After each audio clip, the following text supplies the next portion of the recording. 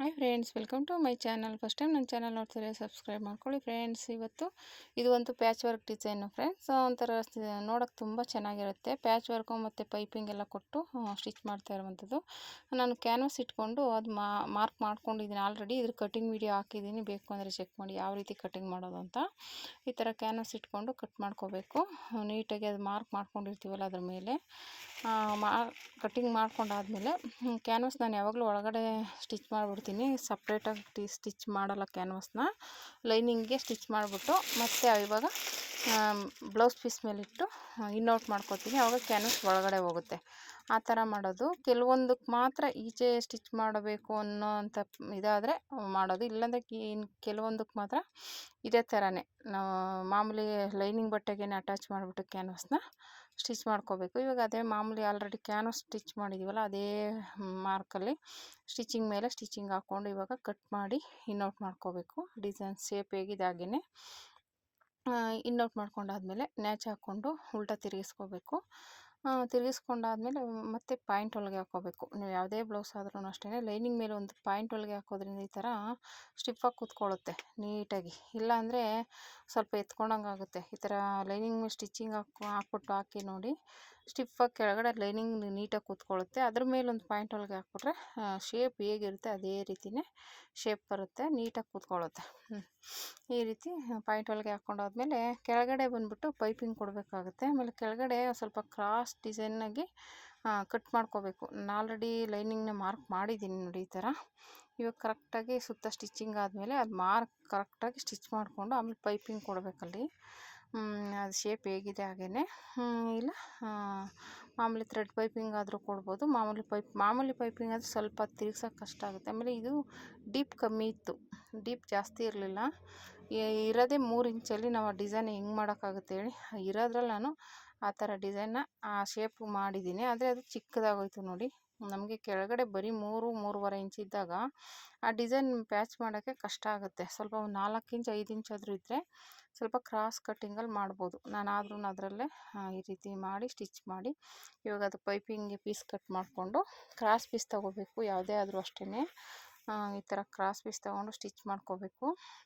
ಅಲ್ಲೇ ಪೈಪಿಂಗ್ ಆಗಲಿ ಎಮ್ಮಿಂಗ್ ಆಗಲಿ ಎಲ್ಲದಕ್ಕೂ ಈ ಥರ ಕ್ರಾಸ್ ಪೀಸ್ ಯೂಸ್ ಮಾಡಿ. ಸ್ಟ್ರೈಟ್ ಪೀಸ್ ತೊಗೊಂಡ್ರೆ ನೀಟಾಗಿ ಬರೋಲ್ಲ.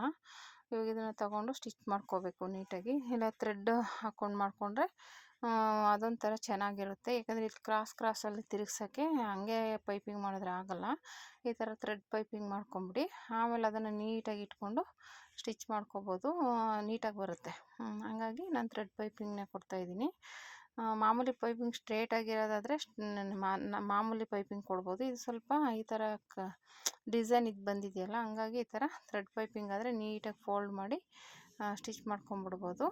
ಕೆಳಗಡೆ ಲೈನಿಂಗ್ ಇದು ಎಮ್ಮಿಂಗ್ ಥರ ಮಾಡಿಬಿಟ್ಟು ಅದ್ರ ಮೇಲೆ ಇದನ್ನು ಕೊಟ್ಕೊಂಡು ಸ್ಟಿಚಿಂಗ್ ಮಾಡ್ಕೋಬೋದು, ನೀಟಾಗಿ ಬರುತ್ತೆ ಆವಾಗ.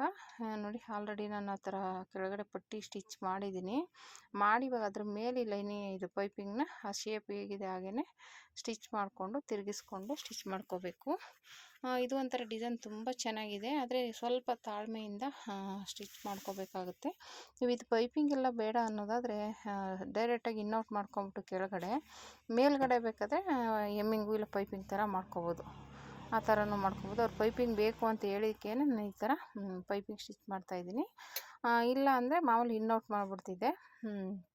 ಮಾಡಿಬಿಟ್ಟು ಆಮೇಲೆ ಇಲ್ಲಿ ಕೆಳಗಡೆ ಪಟ್ಟಿ ಹತ್ರ ಬಂದುಬಿಟ್ಟು ಅದು ಜೈಂಟಿಂಗ್ ಇರಲಿಲ್ಲ. ಆದರೆ ಇಲ್ಲಿ ಸ್ವಲ್ಪ ಆ ಕಡೆ ಈ ಕಡೆ ಆಗ್ತಾಯಿತ್ತು ಬಟ್ಟೆ, ನಾವು ಇನ್ನೌಟ್ ಮಾಡಿದ್ವಲ್ಲ. ಹಂಗಾಗಿ ಅಲ್ಲೇನು ಮಾಡಿದೆ, ನಾನು ಸ್ವಲ್ಪ ಪೀಸ್ ಕೊಟ್ಬಿಟ್ಟು ಜೈಂಟ್ ಮಾಡಿದೆ. ಯಾಕೆಂದರೆ ಇಲ್ಲಾಂದರೆ ಅದೇನಾಗ್ತಿತ್ತು, ಎತ್ಕೊಂಡಂಗೆ ಆಗ್ತಿತ್ತು ಡಿಸೈನು. ಆವಾಗ ನೋಡ್ಕೋಬೇಕು ನಮಗೆ, ಒಂದೊಂದು ಡಿಸೈನ್ ಒಂದೊಂದು ಥರ ಬಂದ್ಬಿಡುತ್ತೆ. ಒಂಚೂರು ಆ ಕಡೆ ಈ ಕಡೆ ಆಗುತ್ತೆ. ಅದು ನೋಡಿಕೊಂಡು ನಮ್ಗೆ ಹೇಗೆ ಬೇಕೋ ಆ ಥರ ಕೂರಿಸ್ಕೋಬೇಕಾಗುತ್ತೆ. ಈ ರೀತಿ ಪೈಪಿಂಗ್ ಮೇಲೆ ಒಂದು ಸ್ಟಿಚ್ ಹಾಕೋತಾ ಇದ್ದೀನಿ. ಈ ಥರ ಹಾಕ್ಕೊಂಡಾದ್ಮೇಲೆ ಮತ್ತು ನಾನು ಹೇಳ್ದಾಗ ಅಲ್ಲಿ ಜಾಯಿಂಟಲ್ಲಿ ಒಂದು ಬಟನ್ ಇಡಬೇಕು ಅಂದರೆ ಒಂದು ಪೀಸ್ ಬಟ್ಟೆ ಜೈಂಟ್ ಮಾಡಬೇಕಾಗುತ್ತೆ. ಹಾಗೆಯೇ ಜೈಂಟ್ ಮಾಡೋಕ್ಕಾಗಲ್ಲ. ಹಾಗೆ ಜೈಂಟ್ ಮಾಡಿದ್ರೆ ಏನಾಗ್ಬಿಡುತ್ತೆ, ಅದು ಎತ್ಕೊಂಡಂಗೆ ಆಗುತ್ತೆ.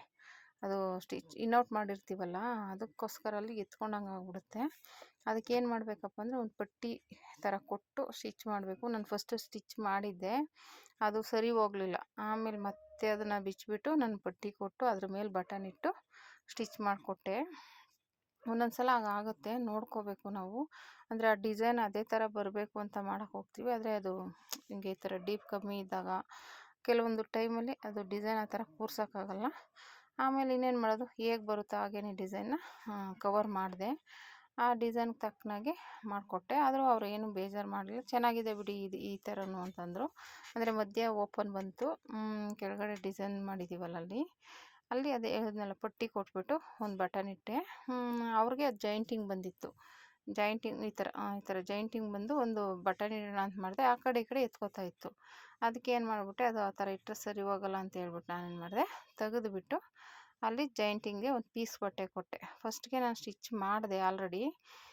ಸ್ಟಿಚ್ ಮಾಡಿದ್ಮೇಲೂ ಅದು ನನಗೆ ಕಂಫರ್ಟಬಲಾಗಿ ಕಾಣಿಸ್ತಿರ್ಲಿಲ್ಲ. ಇನ್ನು ಹಾಕ್ಕೊಂಡಾಗ ಲೂಸಾಗಿ ಕಾಣಿಸುತ್ತೆ ಅಂತ ಹೇಳ್ಬಿಟ್ಟು ಏನು ಮಾಡಿದೆ, ಅದಕ್ಕೆ ಪೀಸ್ ಕೊಟ್ಬಿಟ್ಟು ಒಂದು ಪಟ್ಟಿನ ಹೇಳಿದ್ನಲ್ಲ, ಪಟ್ಟಿ ಕೊಟ್ಬಿಟ್ಟು ಆಮೇಲೆ ಅದ್ರ ಮೇಲೆ ಒಂದು ಬಟನ್ ಇಟ್ಬಿಟ್ಟು ಸ್ಟಿಚ್ ಮಾಡಿದೆ. ಅದು ನೋಡ್ಕೋಬೇಕು, ನಮ್ಗೆ ಯಾವ ರೀತಿ ಬೇಕೋ ಆ ಥರ ಕೂರಿಸ್ಕೊಂಡು ರೆಡಿ ಮಾಡ್ಕೋಬೇಕಾಗುತ್ತೆ. ಇಲ್ಲಾಂದರೆ ಆ ಡಿಸೈನ್ಗಳೇ ಚೇಂಜ್ ಆಗಿಬಿಡುತ್ತೆ. ಆಲ್ರೆಡಿ ಇದು ಅವ್ರು ಕೊಟ್ಟಿರೋ ಡಿಸೈನ್ ಜಾಯಿಂಟಿಂಗ್ ಇತ್ತು, ಇದು ಜಾಯಿಂಟ್ ಮಾಡೋಕ್ಕಾಗಲಿಲ್ಲ. ಅದು ಸ್ವಲ್ಪ ಗ್ಯಾಪ್ ಬಂತಲ್ವ, ನಾನು ಆಲ್ರೆಡಿ ಅದನ್ನು ಜಾಯಿಂಟ್ ಮಾಡಿ ಈ ಥರ